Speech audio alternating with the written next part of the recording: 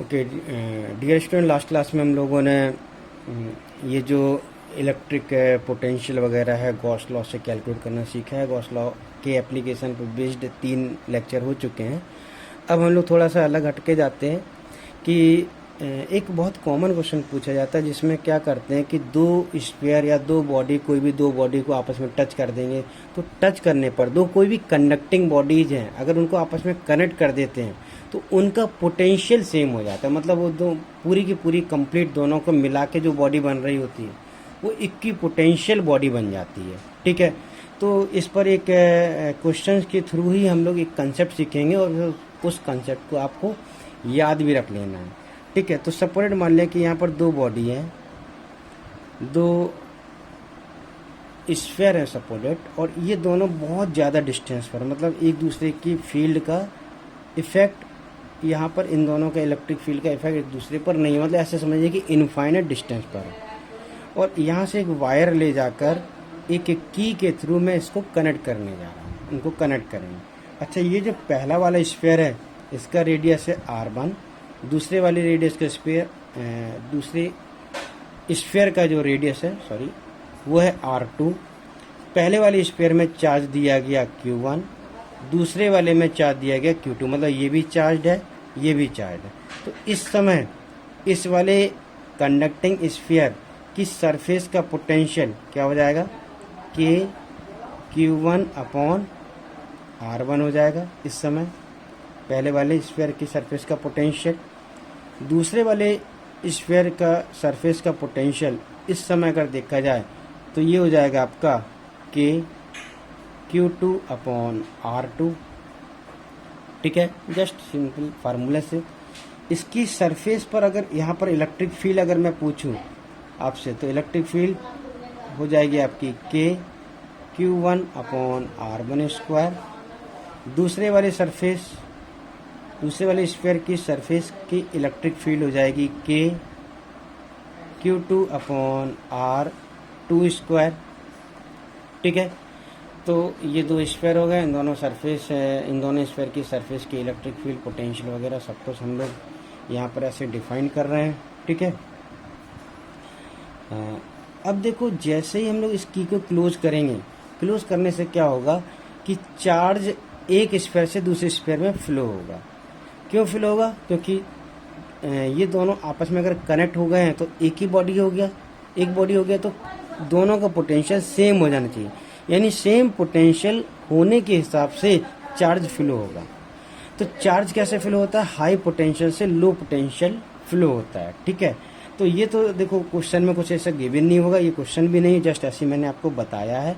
Question क्या है कि ये जो की को क्लोज करने पर, ठीक है,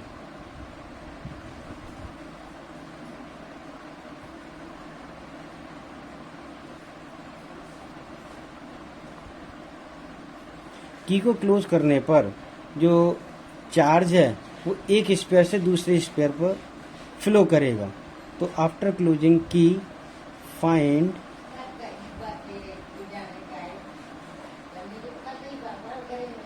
final charge on both sphere. तो इसका फाइनल चार्ज की को क्लोज करने के बाद का आपको बताना है। ठीक है, तो इसको क्लोज कर देते हैं। जैसे की को क्लोज करेंगे तो क्या होगा, या तो चार्ज यहाँ से यहाँ जाएगा या फिर यहाँ से यहाँ जाएगा। किस हिसाब से जाएगा? मान ले कि V1 V2 से ज़्यादा है तो चार्ज इस साइड जाएगा, अगर V2 V1 से ज़्यादा तो चार्ज ऐसे इस साइड को आएगा। तो और उसके बाद में फाइनली क्या हो जाएगा, दोनों का पोटेंशियल सेम हो जाएगा। तो मान लीजिए यहाँ से चार्ज यहाँ चला गया तो यहाँ पर चार्ज कुछ कम हो गया होगा, या इधर से इधर आ गया तो कुछ बढ़ गया होगा, तो यहाँ पर चार्ज बदल जाएगा। तो चार्ज मान लिया कि हो गया Q1 डैश, और ऐसे इसमें भी चार्ज बदल जाएगा, इसका हो गया Q2 डैश की को क्लोज करने के बाद। ठीक है, तो ये जो चार्ज जो फ्लो हुआ यहाँ से यहाँ, ये किस वजह से फ्लो हुआ? इसका पोटेंशियल और इसका पोटेंशियल अलग अलग था, तो हाई पोटेंशियल से लो पोटेंशियल चार्ज फ्लो हो गया। और अब इस समय ये जो चार्ज जो हो गया है बचकर या बढ़कर, वो कुछ ऐसा होगा कि इस समय इसका पोटेंशियल और इसका पोटेंशियल सेम होना चाहिए। तो इस समय इसका पोटेंशियल मान लीजिए मैं V1 डैश बोलूँ, तो V1 डैश क्या होगा आपका K Q1 dash upon R1। Similarly इस वाले का पोटेंशियल क्या होगा K Q2 dash upon R2। अब जब इन दोनों को कनेक्ट कर दिया है तो दोनों का पोटेंशियल कैसा होना चाहिए, इक्वल हो जाना चाहिए। तो अगर मैं इन दोनों को इक्वल कर देता हूँ, ठीक है, तो K से K कैंसिल हो जाएगा और हम लोग क्या कर सकते हैं, यहाँ पर क्या लिख सकते हैं कि Q1 dash upon R1 is equal to Q2 dash upon R2। एक और हम रिलेशन यहाँ बना सकते हैं, वो क्या है कि या तो यहाँ पर चार्ज यहाँ से कुछ आया होगा तो ये बढ़ गया होगा, तो जितना आया होगा उतना ही यहाँ पर कम हो गया होगा, ठीक है। डेट मीन्स इन दोनों को अगर एक सिस्टम बाउंड्री में हम कंसीडर करें, दोनों स्फीयर को एक सिस्टम बाउंड्री में कंसीडर करें, तो दोनों को मिलाकर टोटल चार्ज क्या था आपका, टोटल चार्ज था Q1 प्लस Q2।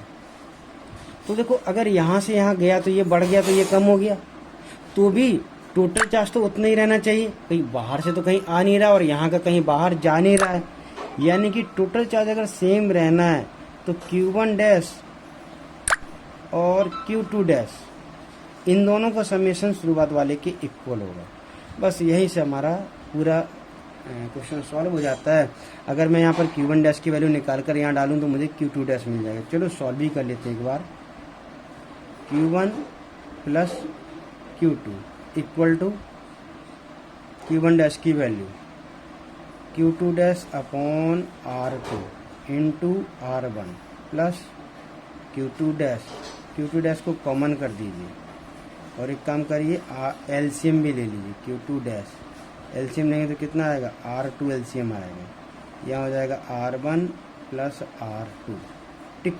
तो आप अब यहाँ आसानी से Q2 डैश कैलकुलेट कर सकते हैं, ठीक। R2 यहाँ क्रॉस मल्टीप्लाई हो जाएगा और ये अपॉन में आ जाएगा।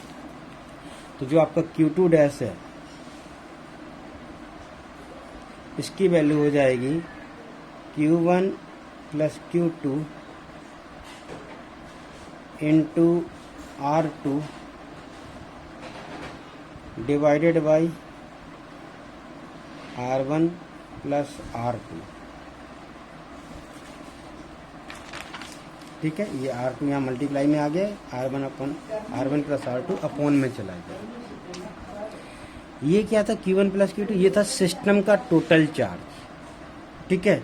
तो Q2 डैश ऐसा आया और Q1 डैश क्या आ जाएगा फिर, तो Q1 डैश के लिए आप क्या करिए,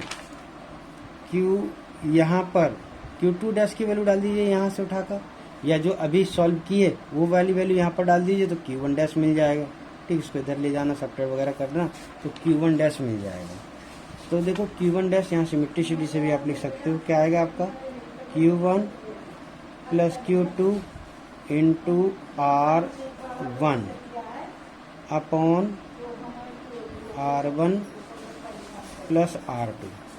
तो देखो ये वाला जो टर्म है ये तो दोनों में सेम है, तो हम क्या बोल सकते हैं कि जो Q2 डैश है ये R2 के प्रोपोर्शनल है और Q1 डैश ये R1 के प्रोपोर्शनल है, ठीक है। अच्छा, एक बार क्या करते हैं कि ये तो चलो आंसर हो गया अपना कि Q1 डैश Q2 डैश दोनों पता करने से मिल गया, ये आंसर हो गया अपना, ठीक। और ये प्रोपोर्शनलिटी का भी एक रिलेशन यहाँ पर हम लोगों ने इसी क्वेश्चन के थ्रू एक कंसेप्ट भी सीख लिया कि जिसका रेडियस और कर्वेचर यानी रेडियस ज़्यादा होगा उसका चार्ज भी ज़्यादा होगा, ठीक है। अब यहाँ पर मैं अगर सरफेस पहले वाले और दूसरे वाले की सरफेस की इलेक्ट्रिक फील्ड अगर मैं आपसे पूछता हूँ यानी E1 डैश, तो E1 डैश क्या होगा आपका, ये हो जाएगा K Q1 dash upon R1 square. एक काम करते हैं Q1 डैश की वैल्यू डाल देते हैं, तो Q1 डैश की वैल्यू क्या है, Q1 डैश की value Q1 plus Q2 into R1 upon R1 square, sorry R1 plus ये वाले वैल्यू डालें, ये वाले वैल्यू R1 प्लस R2, ये R1 स्क्वायर ऑलरेडी लिखा हुआ है, ठीक है। तो एक R1 कैंसिल हो जाएगा और आपको क्या मिलेगा, K Q1 plus Q2 upon R1 into R1 plus R2, ठीक है। सिमिलरली अगर मैं आपसे E2 डैश पूछूं तो E2 डैश क्या हो जाएगा, K Q2 dash upon R2 dash R2 square, और Q2 डैश की वैल्यू यहाँ पर मैं लगे हाथ डाल देता हूँ तो क्या मिलेगा, Q1 plus Q2 into R2 upon R1 plus R2, ठीक है। ये वाला R2 इस R2 से कैंसिल कर दीजिए। इस R2 को R2 से अगर कैंसिल करेंगे तो अपॉन में सिर्फ R2 मिल जाएगा, यानी कि Q1 plus Q2 upon R2 into R1 plus R2, ठीक है। अब ध्यान से देखो तो ये वाला टर्म सेम है, तो E1 और E2 में अगर मैं आपसे कंपेयर करा दूं, चलो यहीं पर हम लोग कंपेयर कर लेते हैं, तो बता सकते हैं कौन सा वैल्यू ज़्यादा होगा। तो हम बोल सकते हैं कि ये जो इलेक्ट्रिक फील्ड है सरफेस पर वो आर के, यहाँ पर आप क्या बोल सकते हैं कि जो चार्ज है वो रेडियस के डायरेक्टली प्रोपोर्शनल, यानी जिसका रेडियस ज़्यादा उसका चार्ज ज़्यादा। अगर R2 R1 से ज़्यादा होगा तो Q1 डैश का वैल्यू Q2 डैश से ज़्यादा है। सिमिलरली इलेक्ट्रिक फील्ड किसके प्रोपोर्शनल आ रहा है, R के इनवर्सली प्रोपोर्शनल आ रहा है, ठीक है।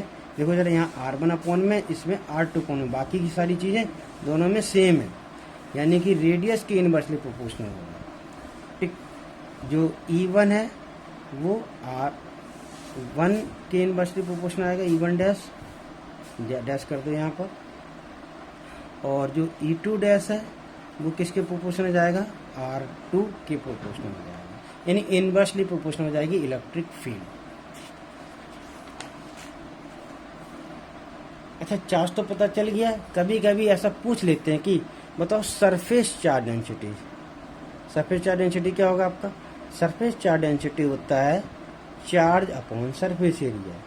तो अगर मैं सिग्मा 1 डैश आपसे पूछो तो सिग्मा 1 डैश क्या होगा, Q1 डैश अपॉन Q1 जिस सरफेस पर है उसका surface area, that is 4 pi R1 square.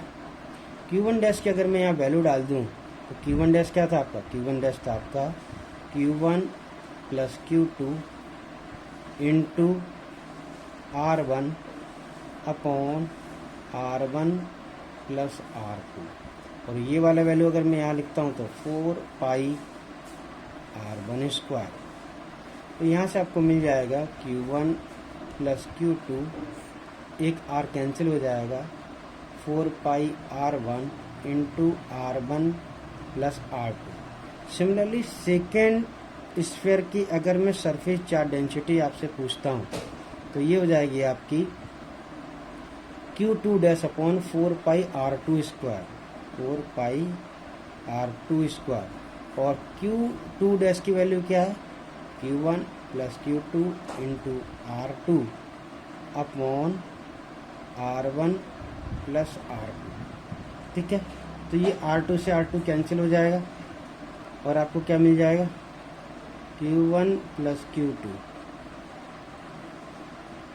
Upon 4 pi R2 R1 plus R2। तो ये हो गया Q1 डैश और ये हो गया आपका Q2 डैश।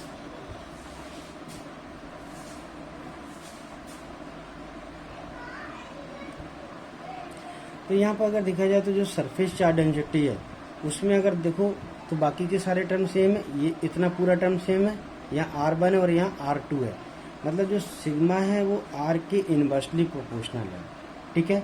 जो सिग्मा 1 था, या इधर डैश लगा तो इधर भी डैश कर दो, तो सिग्मा 1 था वो किसके प्रोपोर्शन था, R1 के इनवर्सली प्रोपोर्शन था। सिमिलरली जो सिग्मा 2 डैश था वो 1/R2 के प्रोपोर्शनल है, ठीक है, यानी R2 के इनवर्सली प्रोपोर्शनल। सिमिलरली ये वाला R1 के इनवर्सली प्रोपोर्शनल है, ओके, ठीक है। अच्छा, पोटेंशियल अगर बाद का देखा जाए तो V1 डैश और दूसरे का पोटेंशियल क्या होगा V2 डैश, ये दोनों सेम होंगे। इवन यहाँ से चले थे हम उल्टा, ये तो जबरदस्ती मैंने बता दी। V1 डैश का वैल्यू क्या होगा के Q1 डैश अपॉन R1 और इसकी वैल्यू क्या होगी के Q2 dash upon R2। Value डाल के देखते हैं ना, सेम आएगा। इवन इसको सेम करके ही हम लोगों ने Q1 डैश और Q2 डैश फाइंड किया था। ठीक है, ओके। अब ये जो कंसेप्ट है इसको थोड़ा सा याद रखना है आपको। क्वेश्चन ऐसे पूछे जाते हैं, ऐसे बोलेंगे आपको कि दो स्फीयर है, ठीक है। एक स्फीयर है, इसका रेडियस है R और इसमें चार्ज है कैपिटल Q। दूसरा स्फीयर है, चलो इसका भी रेडियस है R, इसमें चार्ज है कुछ भी नहीं, 0। बोले इन दोनों को टच किया गया और टच करके फिर अलग किया गया, मतलब इनको एक दूसरे से टच कर दिया गया और टच करने के बाद में फिर से अलग अलग कर दिया गया। तो बताओ इस वाले का पहले वाले का फाइनल चार्ज और दूसरे वाले का फाइनल चार्ज क्या होगा। ठीक है, अब देखो दोनों की रेडियस सेम है अगर, तो बाद में जो चार्ज है वो चार्ज दोनों में कैसा आएगा, इक्वल चार्ज आएगा। ठीक है, वैसे तो अपने को ये पता है कि बाद में चार्ज क्या हो जाता है। वैसे फार्मूले से अगर देखें तो फार्मूले से मैं बाद में बताऊंगा, पहले लॉजिक से देखते हैं कि जैसे टच करेंगे तो R सेम होने की वजह से दोनों में charge, final charges Q1 dash और Q2 डैश जो हमने पहले निकाले थे वो सेम होने चाहिए। ये दोनों अगर सेम होने चाहिए तो टोटल चार्ज कितना है, टोटल चार्ज तो Q है। यानी इन दोनों में अगर टोटल चार्ज को अगर सेम दोनों में इक्वल में डिवाइड करना है तो Q1 की वैल्यू कैपिटल Q/2 और Q2 की वैल्यू भी कैपिटल Q/2 होगी। ठीक है, चलो देख लेते हैं। Q1 डैश जो फार्मूला था वो क्या था आपका, total charge Q1 plus Q2 into R, तो R1 upon R1 plus R2। देखो जरा सॉल्व करो कितना आ रहा है, Q/2। सिमिलरली Q2 डैश जो आया था वो क्या आया था आपका, Q1 प्लस Q2, तो Q1 की जगह Q है, Q2 की जगह 0 है, R2 R है और R1 और R2 दोनों ही ये भी R है, सॉरी ये भी दोनों R है। ये क्या हो जाएगा, Q/2 हो जाएगा, यानी चार्ज इक्वल इक्वल हो जाएगा। ओके, इसी पर मान लिया कि ऐसा वो पूछ लेते हैं कि एक जो स्फीयर है इसका रेडियस है 2R और एक छोटा सा स्फीयर इसका रेडियस है R। पहले वाले स्फीयर में चार्ज Q है, दूसरे में 0 है। इन दोनों को टच किया गया और रिमूव कर दिया गया, मतलब इनको दोनों को टच किया और ऐसे हटा दिया। तो फाइनल चार्ज इसका Q1 इसका Q2 कितना है अपने को बताना है कि Q1 का वैल्यू और Q2 का वैल्यू क्या क्या है आपको बताना है। तो अब फटाफट आप क्या करो, फार्मूला लगा दो आप। Q1 के लिए क्या आएगा आपका, Q पहले वाले चार्ज को दोनों का टोटल चार्ज इंटू R1 है 2R divided by R1 plus R2 that is 2R plus R। तो सॉल्व करेंगे तो ये हो जाएगा 2Q divided by 3। Q2 calculate करेंगे तो ये हो जाएगा Q plus 0 into R upon 2R plus R that means Q/3। Q1 Q2 दोनों को ऐड करेंगे तो टोटल चार्ज जो कि Q है देखो आ भी रहा है Q। ठीक है, तो टोटल चार्ज जो था वो तो वही रहेगा। तो इस तरीके से हम लोग दोनों ही स्फीयर के जो चार्जेज हैं, ठीक, वो हम लोग बाद में टच करने के बाद में कैलकुलेट कर लेते हैं। और लॉजिक क्या होता है कि इनका पोटेंशियल सेम हो जाता है, उस पर बेस्ड क्वेश्चन। अच्छा, एक और बहुत अजीबोगरीब क्वेश्चन आया था एग्जाम में। उसमें क्या बोला था कि एक ऐसा एक सॉलिड बॉडी है, उसके अंदर एक इलिप्स जैसा एक केविटी खाली जगह है और यहाँ सेंटर पर यहाँ पे एक चार्ज रखा हुआ है पॉजिटिव का Q चार्ज। ठीक है, तो इस चार्ज की वजह से क्या होगा, यहाँ नेगेटिव चार्ज इंड्यूस हो जाएगा। गॉस लॉ में सीखा था आपने इंडक्शन, यहाँ चार्ज इंड्यूस हो जाएगा। तो ये जो नेगेटिव चार्ज इंड्यूस होगा उसका टोटल चार्ज तो अपने को पता है कि ये प्लस Q है तो टोटल माइनस का Q इंड्यूस होता है, ये हम लोग पहले ही ऑलरेडी सीख चुके हैं। उन्होंने क्या किया था, यहाँ पर 2 पॉइंट दे दिए थे, एक पॉइंट दिया था A और एक और पॉइंट दिया था B। A और B ऐसे 2 पॉइंट दे दिए थे और फिर पूछा जा रहा था कि बताओ कि A और B पॉइंट के लिए बताओ जरा A और B का जो पोटेंशियल है, पोटेंशियल ऑफ A और पोटेंशियल ऑफ B में क्या रिलेशन होगा।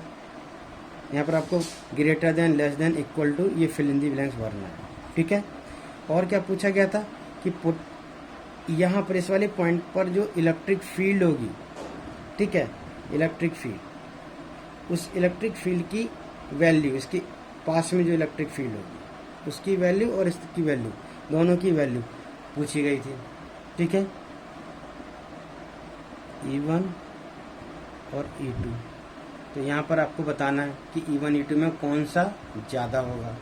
ठीक है, और जो रियल में पूछा गया था वो मैं बता रहा हूँ। क्वेश्चन ये पूछा गया था कि सरफेस चार्ज डेंसिटी ए पॉइंट और बी पॉइंट जो इंड्यूज हो रहा है, ये इंड्यूस की वजह से, और ये भी इंड्यूज इलेक्ट्रिक फील्ड, मतलब ये जो नेगेटिव है उसकी वजह से, ये पॉजिटिव भी हो रहा होगा उसकी भी फील्ड होगी, दोनों का रिजल्टेंट होगा, नेगेटिव की अट्रैक्टिव होगी और पॉजिटिव की भी रिपल्सिव, मतलब इसी साइड में होगी, तो नेट कुछ फील्ड आएगी, यहाँ पर भी नेट आएगी। लेकिन हम लोगों को क्या बताना, जो नेगेटिव का जो इंड्यूज हुआ है उस इंड्यूज चार्ज की इलेक्ट्रिक फील्ड का मैग्नीट्यूड में रिलेशन बताना। इंड्यूज इलेक्ट्रिक फील्ड का आपको बताना है कि E1 E2 में कौन सा ज़्यादा होगा। ऐसे सिग्मा 1 और सिग्मा 2 तो हम बता ही सकते हैं, पोटेंशियल भी हम बता सकते हैं। ठीक है, तो अब चलो ये तीनों फिल इन द ब्लैंक्स आप भरिए।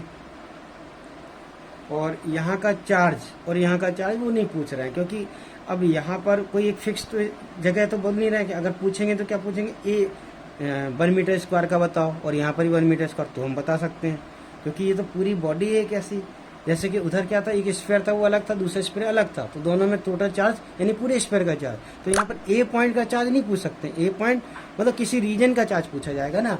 ठीक, तो किसी पर्टिकुलर पॉइंट का पोटेंशियल, सरफेस चार्ज डेंसिटी, और ये अपना सरफेस चार्ज डेंसिटी भी क्या हो गया आपका, चार्ज पर यूनिट एरिया हो गया, यानी कि डेंसिटी, तो ये पर यूनिट एरिया मतलब इस छोटे से यूनिट एरिया में कितना है उसके हिसाब से ए पॉइंट का होगा, तो वो हम लोग कैलकुलेट कर सकते हैं। तो चलो, तो ये जो तीनों चीज़ें हैं यहाँ पर फिल इन द ब्लैंक्स भर देते हैं। तो ए और बी दोनों देखो जरा, ये जो बॉडी, हाँ क्वेश्चन में इम्पॉर्टेंट कि ये जो बॉडी ये लिखा हुआ था, ये बॉडी कैसी है, कंडक्टिंग। बस यहीं से पूरा सॉल्व होना है। कंडक्टिंग होनी है तो ये पूरी की पूरी बॉडी जो कंडक्टिंग बॉडी है, इक्की पोटेंशियल बॉडी बननी है। ऐसा होने के लिए इन दोनों पॉइंट का पोटेंशियल सेम होना जरूरी है। तो ये तो आंसर मिल गया कि ये तो सेम होने ही चाहिए। सेम होने के बाद में जैसे कि इन दोनों को जब टच किया गया था तो इनका पोटेंशियल सेम हो गया था, तो यहाँ पर कंसेप्ट बन के आया था, तो हमको पता चल गया था कि सरफेस चार्ज डेंसिटी क्या होता है। तो हमने क्या सोचा था कि जिसका रेडियस ज़्यादा, तो अब देखो यहाँ रेडियस ऑफ कर्वेचर वाला कंसेप्ट है। ये जो कर्व बन रहा है इसको पूरे ऐसे बना होता है कि स्फीयर जैसा बनेगा और इसका एक रेडियस ऑफ कर्वेचर होगा, और ऐसे इसको अगर पूरा करेंगे तो इसका एक रेडियस ऑफ कर्वेचर होगा। तो बताओ ए पॉइंट और बी पॉइंट में किस जगह का रेडियस ऑफ कर्वेचर ज़्यादा होगा। तो ऑब्वियसली इसका रेडियस कर्वेचर ज़्यादा होगा और इसका रेडियस ऑफ कर्वेचर कम होगा। तो आप ऐसा सोचिए, ये एक स्फीयर का पार्ट है जिसकी रेडियस कम है, और ये एक बड़े से स्फीयर का पार्ट है जिसकी रेडियस ज़्यादा है। ठीक है, तो रेडियस कर्वेचर बी पॉइंट का ज़्यादा है, ए पॉइंट का कम है, और वहीं से आपको सिग्मा वगैरह में रिलेशन मिलेगा। तो अपने को देखो अभी पता था कि जो सिग्मा है, देखो चार्ज तो जिसका रेडियस ज़्यादा वहाँ चार्ज ज़्यादा होता है, लेकिन सरफेस चार्ज डेंसिटी कहाँ की ज़्यादा होती, जिसका रेडियस कम होता है, यानी ए पॉइंट का रेडियस कर्वेचर कम है तो यहाँ पर सरफेस चार्ज डेंसिटी ज़्यादा होगी। ठीक है, इलेक्ट्रिक फील्ड भी इनवर्सली प्रोपोर्शनल आया था, तो E1 E2 से ज़्यादा होगा। ठीक है, तो इस टाइप का क्वेश्चन पूछा जा चुका है, तो पूछा जाएगा अगर तो आप आसानी से कर लेना। ओके, ठीक है, तो ये अपना पूरा इलेक्ट्रोस्टैटिक्स कंप्लीट हो गया है।